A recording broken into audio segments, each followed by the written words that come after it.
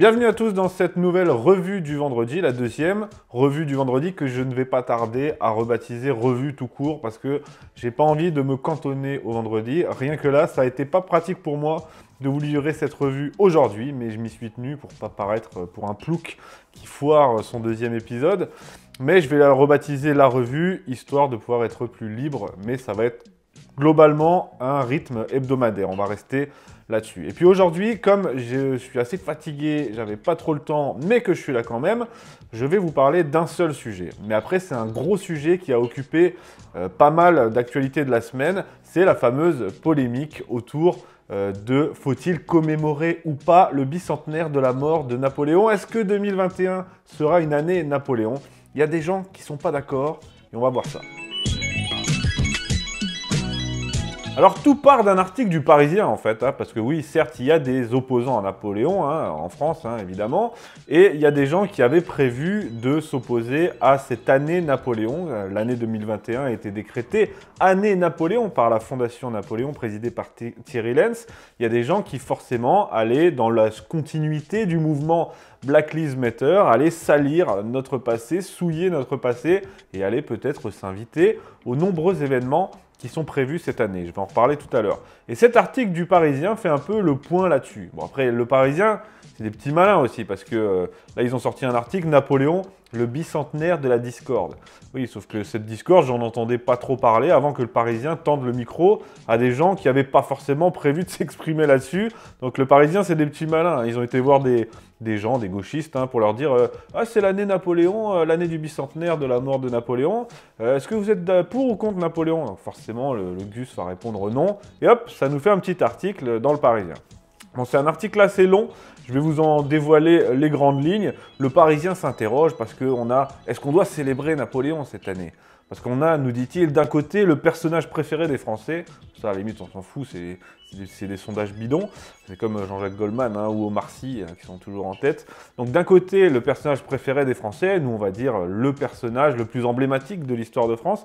Et de l'autre, un homme controversé pour avoir trop aimé la guerre et rétabli l'esclavage. Voilà ce que nous dit le Parisien. Et puis il interroge d'un côté, disons des historiens pro-Napoléon ou spécialistes de Napoléon, comme Thierry Lens, comme Jean Tullard, et de l'autre, des gens qui s'opposent à Napoléon.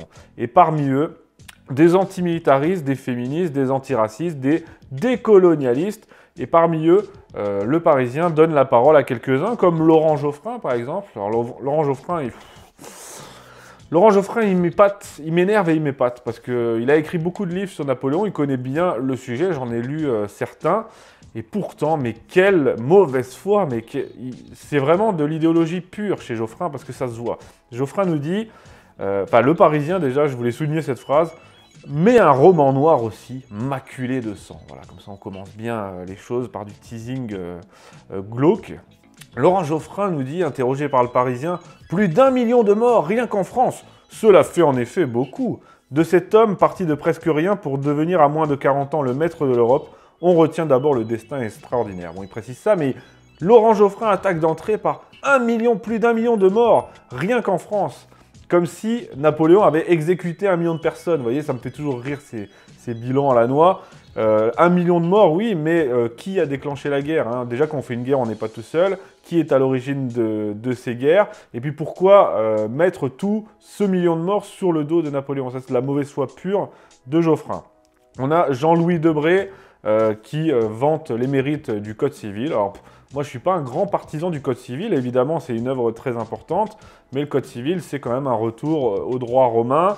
C'est la victoire de la République sur le droit du Moyen-Âge, sur le droit féodal, sur les coutumes, etc. Donc, sur le Code civil, à la limite, il y a des choses à dire.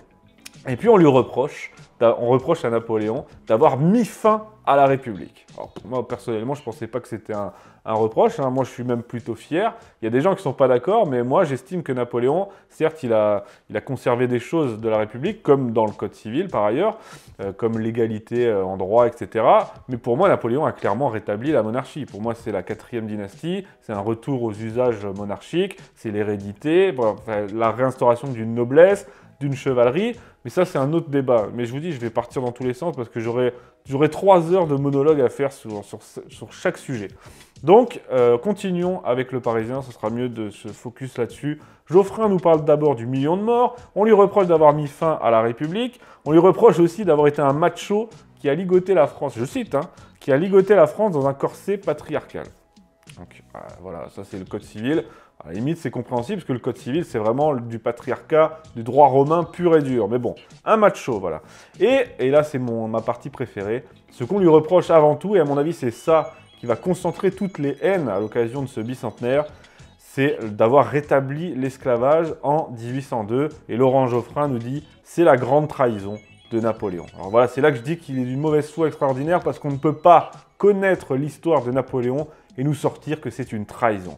Pourquoi? Parce que, je ne vais pas revenir là-dessus, j'ai fait le boulot là-dedans. J'ai tout fait. Voilà, c'est la revue d'histoire européenne consacrée à l'esclavage, justement, et que je trouve mon article, enfin mon dossier, voilà, Napoléon et l'esclavage, des décisions pragmatiques. Voilà, j'ai fait le boulot sur 4 ou 5 pages là-dedans pour remettre tout dans le contexte. Pourquoi Napoléon a rétabli l'esclavage? C'est pas vrai. Déjà, il ne l'a pas rétabli, il n'a fait que continuer les usages qui se faisaient déjà. Même la République elle-même ne l'a pas totalement aboli. Et ensuite, pourquoi en 1815, il a aboli la traite des Noirs? C'était de la pure propagande pour paraître libéral, pour satisfaire certaines exigences. Bref, je reviens sur tout là-dessus en détail. Donc si vous voulez vous procurer ce numéro pour lire mon dossier, n'hésitez pas. Donc c'est pour ça que je dis que Geoffrin est de mauvaise foi, parce que quand on connaît vraiment l'histoire, et comme j'ai fait le boulot là-dedans pour tout rappeler, on ne peut pas dire que c'est une grande trahison de Napoléon. Et puis même, peu importe l'esclavage, remettons les choses dans leur contexte. On est quand même en 1802 et on nous parle d'esclavage comme si aujourd'hui quelqu'un venait mettre des gens en esclavage. C'est totalement débile. Et après, on a bien sûr Louis-Georges Tin, le président du CRAN. Alors le CRAN, c'est Conseil représentatif des associations noires de France, qui nous dit c'est un crime. Enseigner Napoléon, d'accord, mais le commémorer, c'est faire l'apologie de crime. Là, je reviendrai même pas là-dessus. De toute façon, c'est ces gens-là qui vont s'illustrer comme la Ligue de défense noire africaine qu'on a vu manifester dans les rues, cracher sur la France, sur Colbert. C'est ces gens-là qui vont manifester en cette année 2021. Il faut s'y attendre. Le député PS de Bon, je ne vais pas tout faire parce que c'est fatigant, hein, le Parisien. C'est toujours On a la Fondation pour la mémoire de l'esclavage qui est présidée par Jean-Marc Ayrault. Hein, et comme j'aime beaucoup cette petite blague de Pierre-Yves Rougeron, qui parle de Jean-Marc Ayrault, qui nous dit qu'il était en surcapacité intellectuelle à la mairie de Nantes, c'est pas forcément faux. Donc la Fondation pour la mémoire de l'esclavage, ils vont déjà nous les briser parce qu'ils ont déjà prévu de créer une sorte de texte qui va être exposé dans les musées lors des expositions. Tout au long de cette année 21, eux, ils vont aller mettre leur petit texte pour montrer que Napoléon était aussi, soi-disant, un esclavagiste. Enfin, je vais pas... Alexis Corbière, oui, Alexis Corbière. La République n'a pas à célébrer son fossoyeur. Bon, là, j'ai rien à dire, puisque pour moi, Napoléon, qu'on dise qu'il a été le fossoyeur de la République, ça ne me dérange pas. Bref, là, l'article est extrêmement long, j'ai pris beaucoup de notes, mais je ne vais pas vous faire ça, ça va être embêtant pour vous. Ce que je vais vous lire, en revanche, c'est quelques passages d'une réponse qu'a fait Thierry Lenz, le président de la Fondation Napoléon, dans le Figaro Vox. Donc il a eu plus de place pour s'exprimer parce que dans cet article du Parisien, c'est quasiment que des détracteurs qu'on entend. Puis Jean Tullard et Thierry Lenz, ils ont quelques lignes par-ci par-là. C'est pas très clair. Donc là, Thierry Lenz a donné une interview, un entretien au Figaro Vox. Et il y a certains passages qui sont très intéressants. Je vous lis juste 2-3 phrases parce que je n'arriverai pas à le dire mieux que lui, c'est parfaitement dit dans cet entretien. Donc le Figaro Vox pose des questions à Thierry Lenz et Thierry Lenz nous dit « Napoléon est un peu en chacun de nous par ses institutions, ses monuments, son urbanisme qui a marqué nos villes, mais aussi parce que sa législation, à commencer par le Code civil, nous a forgés et nous habite. Il a fait largement ce que sont les Français et ce qu'est la France d'aujourd'hui. » Une autre petite citation que j'ai repérée, et celle-là je l'aime beaucoup. « Au grand déplaisir de la poignée d'activistes et des habituels donneurs de leçons, le bicentenaire aura lieu et a même déjà commencé. » Il nous cite les dizaines d'événements qui sont prévus, les colloques, etc., les publications. Ça, j'y reviendrai juste après. Et puis, il termine dans l'avant-dernière question. Tout le monde a bien compris que Napoléon n'est ici qu'un cache-sexe de leur agenda, donc à ces gens-là, défaire notre passé, nos traditions et nos croyances pour mieux les remplacer par leur amertume, leur détestation de tout ce qui est national avec une dose de concurrence victimaire et une lecture de tout au travers du passé colonial. Franchement, j'aurais pas mieux dit. C'est pour ça que je vous lis Thierry Lenz pour rebondir et répondre à cet article du Parisien où on entend tout un tas de conneries. Je n'ai pas mieux à vous offrir que de vous lire la réponse claire où il a pris son temps pour poser les choses de Thierry Lenz. Et je termine avec cette phrase de Thierry Lenz encore une fois. Il va nous falloir nous armer de patience et de sang-froid, mais ne pas non plus leur abandonner le terrain. Pourquoi je termine sur cette phrase? Parce que ça m'amène sur mon deuxième petit sujet qui est dans le même thème. Le terrain, justement, il ne va pas être question en 2021 de l'abandonner à ces gens-là. Pourquoi je vais vous parler du terrain aujourd'hui? Parce que, je l'ai dit, il y a beaucoup de colloques, de manifestations, d'expositions qui vont être prévues en 2021 et il faudra y montrer notre présence. Et pourquoi je parle de ça? Parce que pour ceux qui ne connaissent pas, on a sur Facebook un Nurshi de Napoléon Bonaparte, dont je suis le créateur, mais il y a beaucoup d'admins et de modérateurs qui m'accompagnent dans cette aventure. Et on est déjà plus de 10 000 sur ce Nurshi, donc je me rends compte, en me posant la question tout simplement, qu'on est le Nurshi de Napoléon. Et d'ailleurs, je salue tous les membres du Nurshi.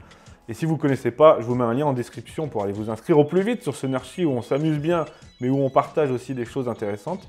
Et bien, mine de rien, le Nurshi de Napoléon, on est le fer de lance de cette lutte à venir, c'est-à-dire l'activisme pour défendre la mémoire de Napoléon. Parce que, citez-moi un autre site, bon, il y a la Fondation Napoléon, il y a Thierry Lenz, il y a des gens qui sont des historiens très respectables, qui organisent des événements. Mais au niveau de la force vive militante, c'est ça que je voulais dire, le Nurshi de Napoléon, on est, il faut l'admettre, un point central de ce qui se prépare. Et c'est pourquoi j'invite déjà tous les gens qui n'y sont pas inscrits à nous rejoindre sur le Nurshi de Napoléon. Et puis ensuite, j'invite tous les membres du Nurshi à participer et à réfléchir sur qu'est-ce que nous allons faire au cours de cette année. Parce que j'ai envie que cette année 2021 soit une vraie année Napoléon, qu'on ne se la laisse pas gâcher par des idéologues. Et j'ai envie que le Nurshi, notre Nurshi de Napoléon, prenne toute sa part dans cette aventure. Donc allez-y, allez vous inscrire parce qu'il y a des choses qui vont sortir très prochainement. On sera présent sur place aux événements. Ce sera l'occasion de se rencontrer en vrai, au-delà du virtuel. On sera présent aux événements et on sera là s'il y a besoin parce que ces gens ne vont pas hésiter à s'en prendre à des monuments, ils l'ont déjà fait, à des statues, à aller manifester. Eh bien, il faut qu'on soit là, nous aussi. Comme dit Thierry Lenz, il ne faut pas qu'on leur abandonne le terrain et je compte bien sur le Nurshi et sur sa force vive militante parce qu'il faut se rendre à l'évidence, c'est ce qu'il est aujourd'hui. Il est le mieux placé pour assumer ce rôle. J'en appelle à la garde, j'en appelle au Nurshi. Soyons présents pour garantir le bon déroulé de cette année 2021. Plus d'infos à venir très bientôt sur le Nurshi. On y réfléchit, on va vous organiser pas mal de petits trucs. Il y aura des choses à faire et on sera au rendez-vous. Tout ça m'amène à une petite réflexion. Alors, j'ai jamais su vraiment la formuler, mais là, ce sera un peu ma réponse à tous, parce que je vous ai donné la réponse de Thierry Lenz. Mais moi, je vais aller plus loin que Thierry Lenz, parce que évidemment, Thierry Lenz, c'est un historien très respectable et que j'apprécie beaucoup. D'ailleurs, il sort un livre le 10 mars, si je ne dis pas de bêtises, qui s'appelle « Pour Napoléon ». Je vais vous en parler très bientôt, j'attends de le recevoir. Mais moi, je vais aller plus loin, justement, parce que j'ai jamais vraiment su formuler cette idée qui me trotte dans la tête depuis un moment. Mais là, c'est l'occasion. J'ai envie de dire que nous devons d'assumer l'héritage napoléonien, d'assumer Napoléon et de l'assumer pleinement. Je ne veux pas de l'Empire mais, Napoléon mais, je veux entendre l'Empire Napoléon. Il faut qu'on arrête de se battre avec les armes de l'ennemi. Parce que quand il est question de Napoléon, bon, il y a des choses à recontextualiser. L'esclavage, ça doit être recontextualisé dans une époque. Et ça, il n'y a pas de problème à faire le boulot. Je l'ai fait et je le fais au fil de mes vidéos. Il faut arrêter de voir les choses passer avec un prisme moderne. Mais il y a aussi une tendance qu'on a à nous excuser en permanence, à relativiser, à nuancer les choses. Moi, j'ai envie de dire que j'assume pleinement l'héritage napoléonien. J'assume bon, on appelle ça les guerres napoléoniennes, mais on devrait plutôt les appeler les guerres de la coalition, mais c'est pas grave. J'assume les guerres napoléoniennes, j'assume tout ce qui s'est passé. Certes, il y a des faits, Il y a des faits, et les faits, quels sont-ils? Ça me fait beaucoup rire, parce que Laurent Geoffrin, par exemple, nous dit que Napoléon est responsable de plus d'1 million de morts rien qu'en France.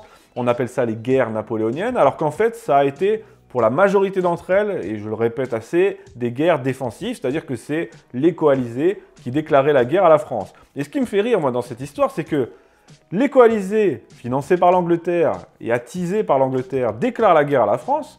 Napoléon lève son armée, va les combattre. Il leur met fessée sur fessée. Donc forcément, quand on gagne une guerre, on n'attaque pas la France impunément. Napoléon récupère du territoire, du pouvoir, de l'argent. Forcément, c'est ça. Et encore, il a été très gentil la plupart du temps. Mais on se retrouve avec un schéma où tout le monde déclare la guerre à la France se défend, gagne.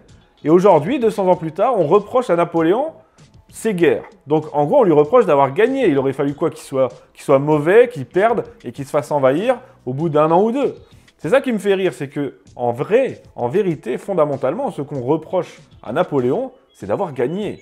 Parce que ça a été le cas. Il a été attaqué, il leur a mis des déculottés, et c'est ça qu'on lui reproche aujourd'hui, c'est ça qu'ils n'arrivent pas à digérer. Donc j'ai plus envie qu'on s'excuse. Déjà, on n'a pas à s'excuser parce que, comme je l'ai dit, la plupart de ces guerres sont défensives. Mais même si ça n'avait pas été le cas, dans quel pays du monde, dans quel peuple au monde ne rêverait pas, outre les peuples occidentaux qui sont malheureusement atteints par cette maladie qui est le gauchisme, quel peuple au monde, dans l'histoire, de manière intemporelle, ne rêverait pas d'avoir Napoléon à son panthéon?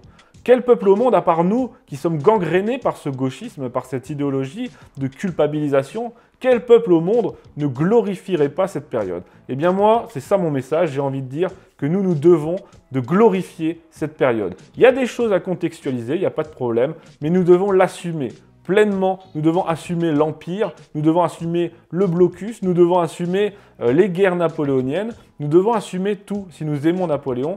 C'est comme, c'est assez paradoxal, mais c'est une citation que Zemmour emploie souvent, une citation anglaise, « Right or wrong, my country ». Voilà, c'est-à-dire dans le juste, dans le vrai ou dans le faux, c'est mon pays. Voilà. Dans le vrai ou dans le faux, c'est l'Empire. Dans le vrai ou dans le faux, c'est Napoléon. C'est ça.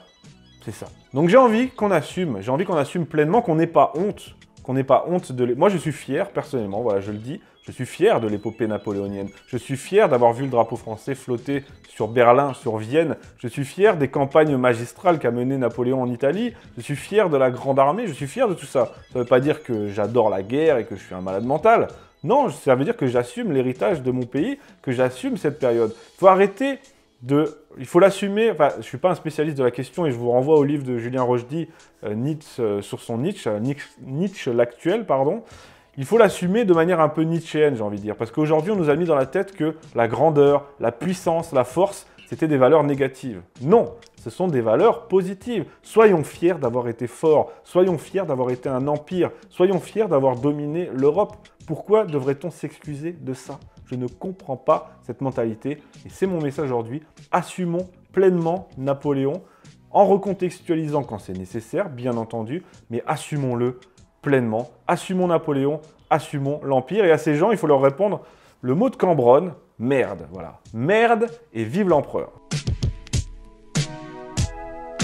Voilà, j'espère que j'ai été clair. Il faudra que je mette ça par écrit un jour quand j'ai le temps, parce que bon, là évidemment c'est en vidéo, c'est pas pareil.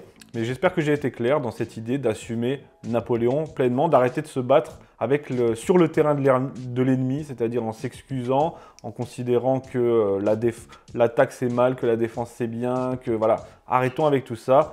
Et puis passons maintenant aux recommandations et aux conseils de cette semaine. Alors déjà, je vous tiens informé de deux événements, les deux plus importants à mon avis, qui vont se tenir. Le premier, c'est l'exposition Napoléon, pardon, je me suis trompé de ligne.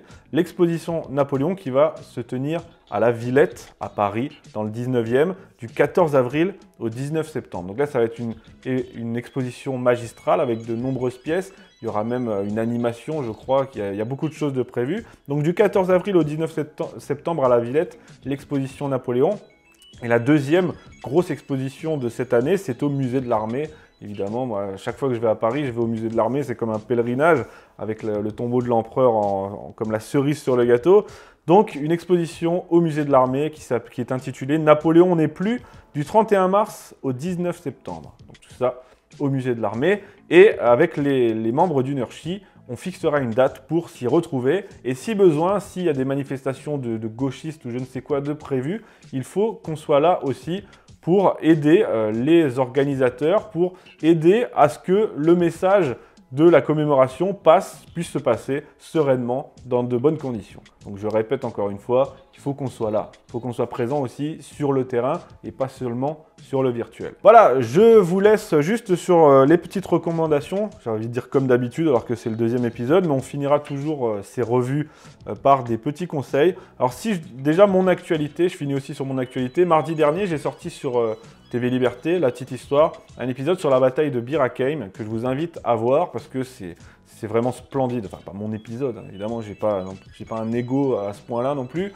mais la bataille de Bir Hakeim, c'est vraiment splendide. C'est des Français, des légionnaires et des coloniaux qui se battent à 1 contre 10 contre Rommel. C'est fabuleux. Donc allez voir la petite histoire sur Bir Hakeim qui est sorti mardi. Et puis demain, samedi, sort le nouvel épisode de Tueur en série sur TV Liberté toujours. Donc c'est mon émission que j'anime avec Arnaud qui décortique, décrypte et débunk les séries Netflix ou Amazon. Et celle-ci est consacrée à une série sortie sur Prime Video qui s'appelle Génération Brut. Donc vous connaissez Brut, hein, ce média, qui nous sort là une série de documentaires. Alors il y a 5 épisodes dans cette série de documentaires Génération Brut. Les noms des épisodes, Nature. L'épisode 1 c'est Nature, après Vegan, Trans, Amour et Féministe. Voilà, ça vous donne le ton. Je débunk tout ça demain sur TV Liberté. Soyez au rendez-vous. Je vous conseillerai aussi une chaîne, pour finir sur des conseils, une chaîne YouTube, elle s'appelle Bataille de France. Ça fait longtemps que je dois vous la recommander, et bien je le fais à cette occasion. Bataille de France, c'est un membre du Nurchi, en plus de Napoléon, qui fait un travail remarquable. Il revient sur les batailles glorieuses de notre passé. Moi j'ai vu l'épisode sur la Moscova par exemple, sur la bataille de Borodino. Il y a la Bérésina, en ce moment il est sur une thématique napoléonienne. C'est fabuleux, c'est quelque chose... Enfin, je suis limite jaloux parce que c'est quelque chose que j'aimerais faire, mais j'ai pas les capacités pour le faire parce que c'est un montage vidéo avec des cartes animées, des extraits de jeux vidéo, c'est un boulot colossal et c'est ce qu'il fait, il le fait avec brio, donc je ne manque pas de lui faire de la pub. Vous voyez ces cartes s'animer, vous voyez des illustrations magnifiques, c'est vraiment très bien foutu avec une ambiance sonore, vous entendez les coups de feu, les coups de canon, c'est magnifique. Je ne peux que vous la recommander, Bataille de France, le lien est dans la description. Et puis je termine sur un petit conseil, enfin c'est pas vraiment un conseil, mais si je ne fais pas, il va encore bouder. C'est le dessin que m'a offert mon ami Lucien de Sainte-Hélène, donc c'est Robert Surcouf. Alors Lucien de Sainte-Hélène, je vous en ai déjà parlé dans la petite histoire, c'est un tatoueur qui est basé à Lyon, et puis regardez ce coup de crayon, regardez c'est précis, c'est minutieux, c'est magnifique. Et il fait une série sur les grands personnages de notre histoire de France. Bon, c'est un peu sur le format fantasy. Je ne sais pas si on dit comme ça, fantasy. Je ne sais pas si c'est le mot exact. Mais c'est magnifique. Et il m'a offert ça, je ne sais plus à quelle occasion, pour me remercier de je ne sais plus quoi. Et si je ne le montre pas, il va encore bouder et lui dire que voilà, je n'ai pas montré alors que je vous ai montré les gravures, les pyrogravures. Donc voilà, je vous le montre et je vous renvoie à son compte Twitter où vous retrouverez toutes ses productions. Je vous renvoie au Nurchi où vous retrouverez ses productions humoristiques aussi. Et puis regardez ça, je vous l'affiche à l'image. Là, Bertrand du Guesclin, il est sublime, il est grandiose. Et si vous êtes intéressé pour vous faire un petit tatouage patriotique, eh bien, je vous renvoie à son compte Twitter et mettez-vous en contact avec lui. N'hésitez pas, voilà, comme ça tu es content. Et pour terminer, juste avant, donc je fais que des conclusions dans cet épisode, je voulais juste vous dire que à l'occasion justement du bicentenaire de la mort de l'empereur, vu que c'est une année Napoléon, j'ai décidé de mettre mon cours en ligne sur Napoléon à moins 25% toute l'année, voilà, pour l'année Napoléon. Je vous ai mis un lien en description pour vous rendre sur le cours Napoléon. Et j'ai décidé de nommer ce code, parce que c'est un code promo qui vous donnera moins 25%. J'ai décidé de le nommer merde. Voilà, avec le code merde, vous aurez accès à moins 25%. Pourquoi merde? Parce qu'on est dans la logique de cette vidéo. C'est merde qu'il faut dire à ces gens-là. Cultivez-vous, apprenez l'histoire de Napoléon, ne soyez pas ignorants comme eux et bêtement ignorants. Célébrons Napoléon en cette année 2021. Tous les liens sont dans la description et je vous retrouve la semaine prochaine pour une nouvelle vidéo. À bientôt.